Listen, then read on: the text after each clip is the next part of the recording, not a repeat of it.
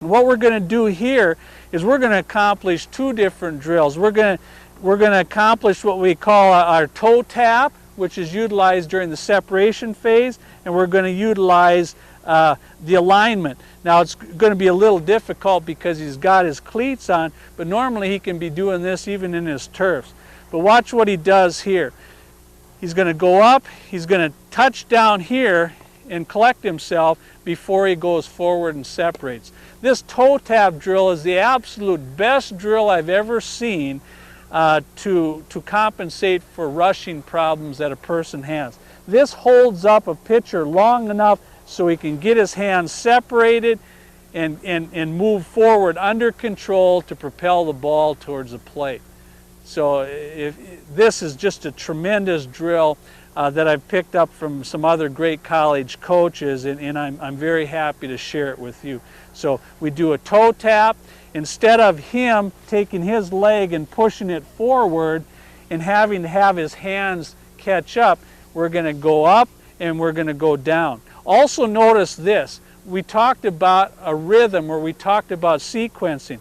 One way to help your pitcher gain good rhythm and to get a smooth approach to pitching is to be able to get good timing and rhythm with the leg lift, leg down, and separate. So watch as I mention those words what Phil's doing. So as a drill, he's just going hands up, legs up at the same time, hands down, legs down.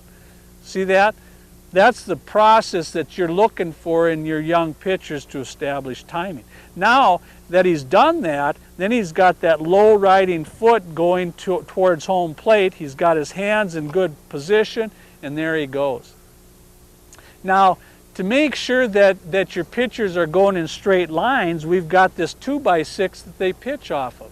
Now, some people might worry that their young pitcher's going to get hurt. I'll assure you, I've never had a young person get hurt at all because you do it very slow so they get comfortable with it. A couple of points about alignment that I want to make that you need to observe as coaches and players you need to get a good feel for is this. The back leg, the back foot that goes up against the rubber needs to be flush.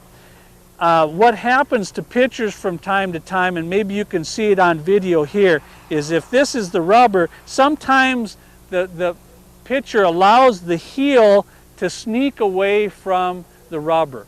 As you can see, if the heel sneaks away from the rubber, now I've automatically begun to send my body in a position that is more towards the right-handed batter's box. Now that puts my feet out of alignment. Although I may be going straight, I'm not going straight to my target. Now if I turn my heel and make sure that my heel is flush against the rubber, now I'm doing a much better job of keeping my body in alignment and thus providing that ability to stay in straight lines. So one of the things that happens is make sure that you observe that the heel stays on the rubber. Do not let it fly away from there because you're going to run into immediate alignment problems if you do that. As he continues to do this, observe hands up, legs up, hands down, legs down, separation, and go.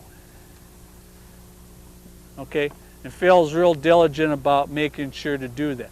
As you can see, he can actually pitch off of this board if he wants to.